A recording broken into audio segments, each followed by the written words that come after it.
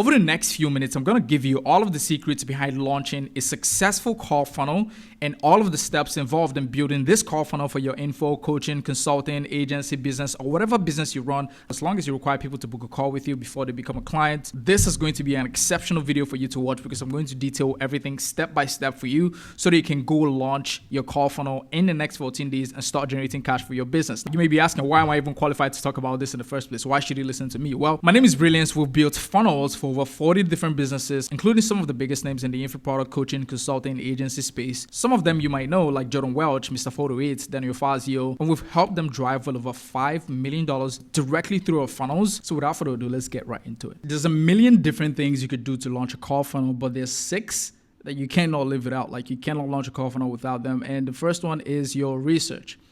Without your research, you really have no business building a funnel, realistically, right? You need to dig into your sales transcripts and feed them to AI. And here's what you're looking for. So you're looking for the buyer persona. You're looking for how your customers identify. How do they identify themselves?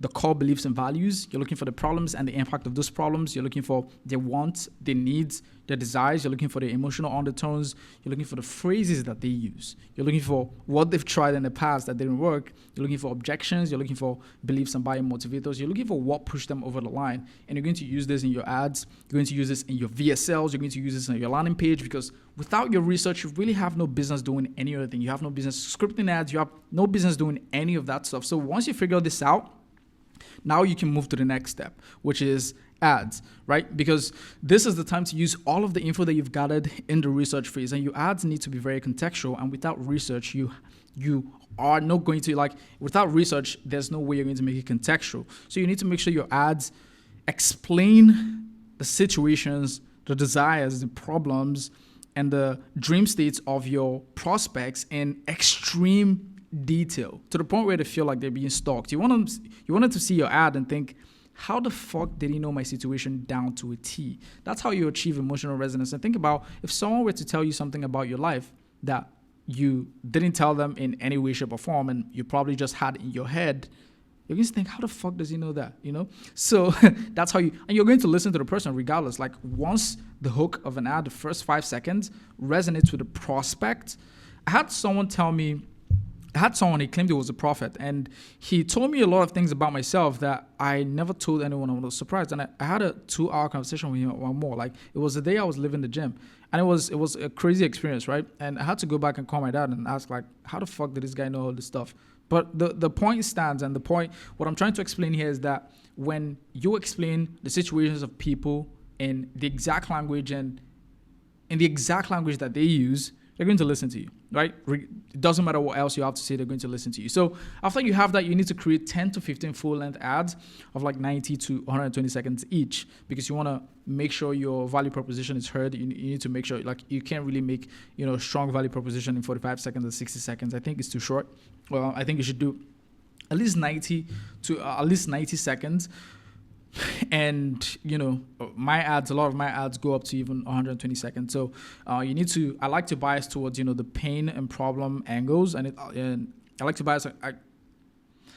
bias towards the pain and problems, the benefits, and authority and proof based ones. Now, a lot of the ones that I've done recently are really around the pain, problems, and the benefits as well. I haven't really done a lot of authority, but I've seen that they can work well. One of our best performing ads that we ran for a webinar was literally like just authority and proof based. So also pay attention to your energy, right? If you do not have conviction in your voice, then it doesn't matter what the script is, it's simply going to flop, right? Think about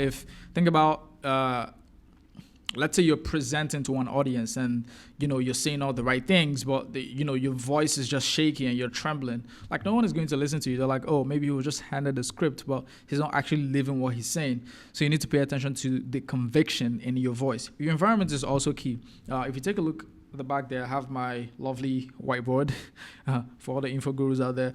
And why do I have the whiteboard in the background? Because a lot of you info guys, coaches and consultants, you guys love whiteboard. So why not just have a whiteboard in the background? So environment is key. Record in an environment that's familiar with your ICP. If you're a real estate agent, record in front of a house, or if you do plumbing, record near a plumbing center or whatever. You get the point. So because visuals are can be interpreted way fast by the human brain than audio or words, whatever the case might be. So just pay attention to that. Super, super useful. And if you do this, you're going to have profitable ads, right? The next thing is your landing page. Now, your landing page should be a direct extension of your ad creative. There should be no disconnect. If there is any disconnect on your landing page, trust me, you're just going to waste a shit ton of money. You do not want to have any disconnect. No. So your headline should promise one big outcome that your prospects are looking for. Your prospects need lots of things, but they need the one thing the most.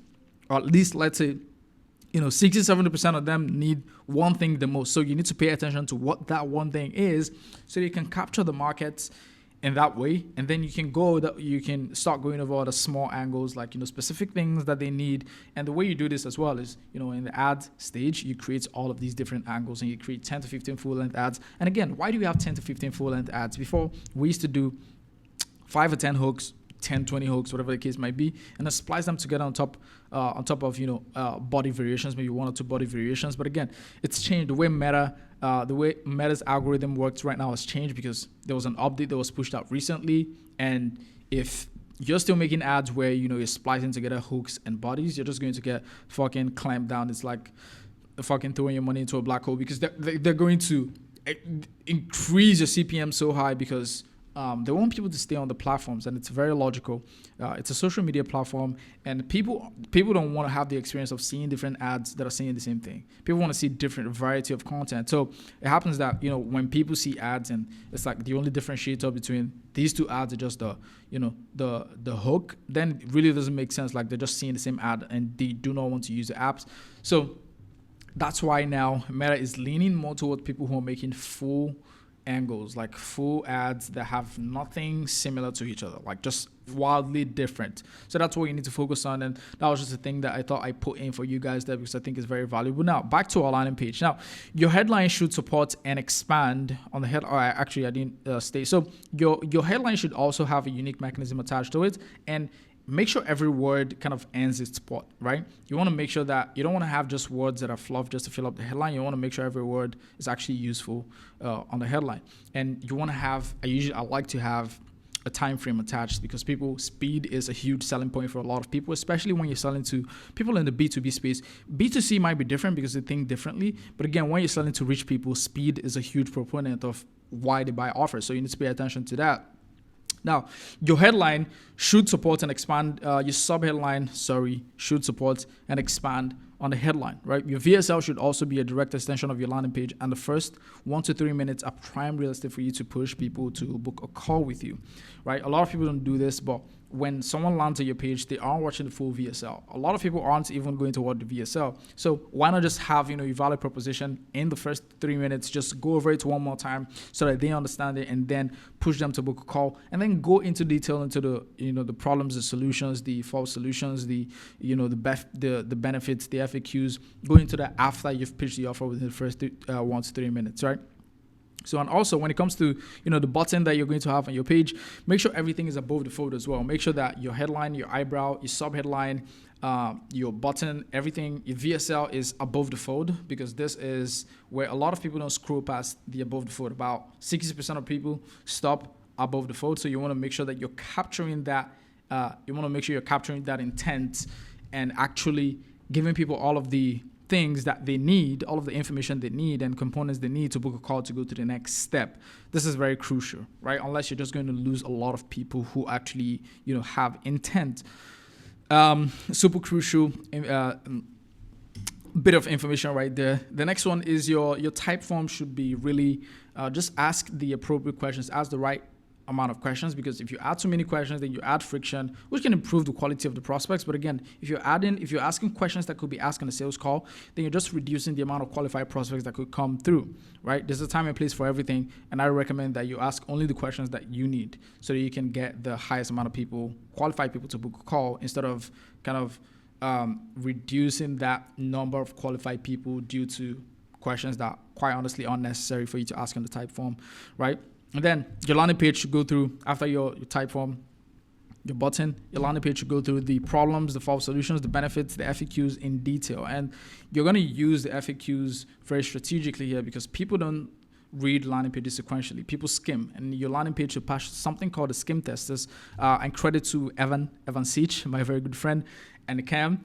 They have this thing called a skim test. So if you're reading copy and you can understand like what the offer is and kind of understand the entire landing page without reading through everything, and you're just reading like the highlights, then it passes the skim test. Then you're going to get a lot of people to understand what your offer is, and as a result, get more people to book a call with you because they can understand.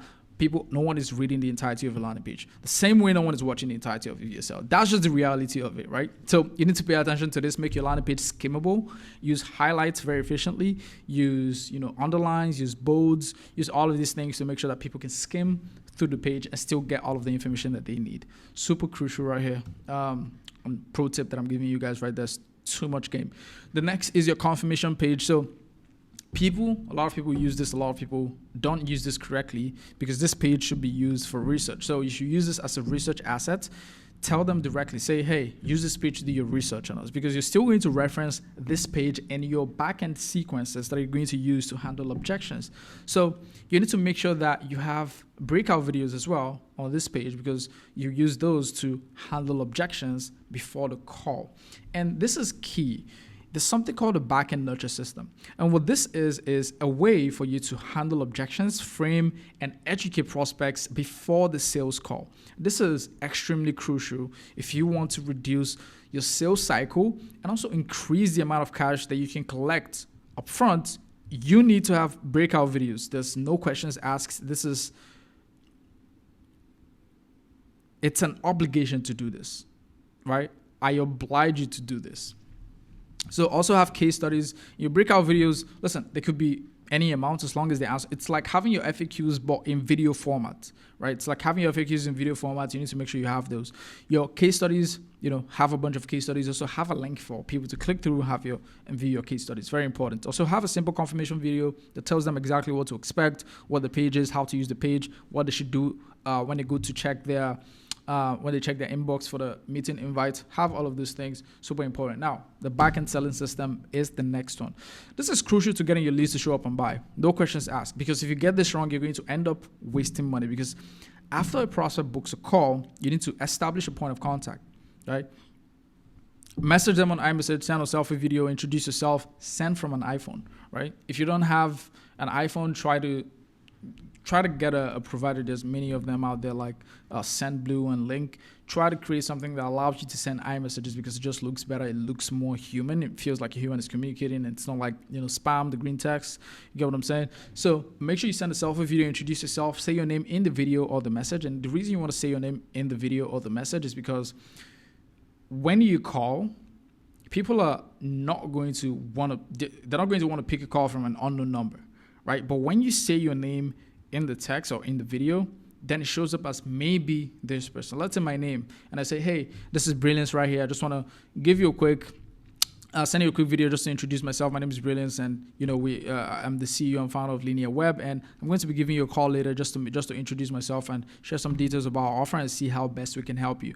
And because I said Brilliance in the video or the text, is going to say maybe Brilliance when I call. And also make sure you're triple dialing leads when you're calling them. So if you call them once, they're very unlikely to pick up. But then if you call them twice or three times, then your connection rate is going to increase because they don't see you as just someone who's trying to telemarket or like a spam call. They see it's someone who's like you're repeatedly calling. So it means you actually know what you're calling for, if that makes sense. So, and the goal here is to establish contact. Like I said, just get them to respond, even if it's a one-word answer, even if it's yes, right? And also don't be selfish with your questions. Ask them for specific info that they'd like you to cover on the call, so you can add it to your deck or whatever presentation you're using for your call. And then also make sure you have your CRM set up so that you add every single person who books a call with you to the pre-framing sequence and to the reminder sequence and any sequence that is useful to get these people to show up to the call. But again, when we're doing it for our clients, we usually like to have the pre-framing sequence to educate them on the offer and handle objections before the call. A lot of people don't do this, and you should do this right now because you're going to make way more money doing this right here. Also layer in the confirmation video in the emails to increase consumption of the objection handling videos. Also, don't forget to set up your email and text reminders. Obviously, that is going to reduce your no-shows, and also send them a lot of sales assets beforehand, like your case studies, your worst case scenarios, your onboarding process. That's going to increase transparency, because at the end of the day, your prospects are going to do their research regardless, right? No one is paying you $5,000 to $10,000 without like just, oh, okay, here it is. Like, just take this right here. This is a donation. No one is going to do that. But when you send people, let's say worst case scenarios, like what could happen? How bad can I get? How bad is it? Like, what is the worst case scenario to expect out of this, for lack of a better term? You get to buy their trust. I saw something recently, and it's a very good thing to kind of live by in business, and it's that if a prospect finds out about your flaws, if you help a prospect find out about your flaws before they find out the flaws themselves, they'll trust you more, right? I don't know if that's the best way to put it, but you get the point. So make sure you're kind of establishing all of that trust, handling objections, answering questions before the call, and you're going to see way more. You're going to see an increase in the amount of cash you can collect upfront, and you're going to see a reduction in your sales cycle. It's not going to take 3 weeks or 4 weeks for you to get a $5,000 check. Doesn't make any sense whatsoever.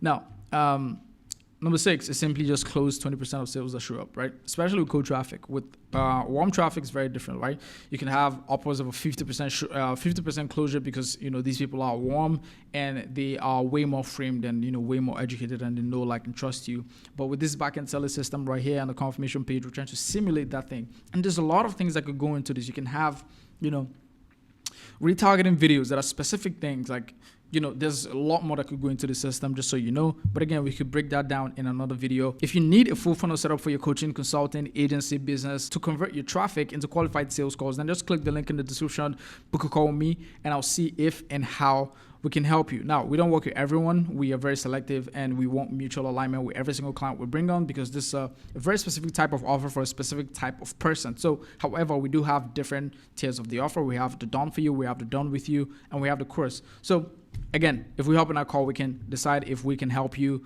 And if we can, I'm going to make you an offer. And if not, then I'm happy to refer you to some of the best people in the space, because we have a lot of connections within and outside of the space.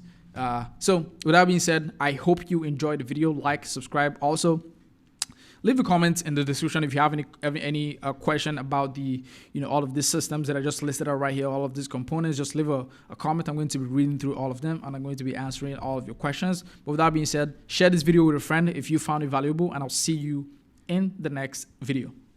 Cheers.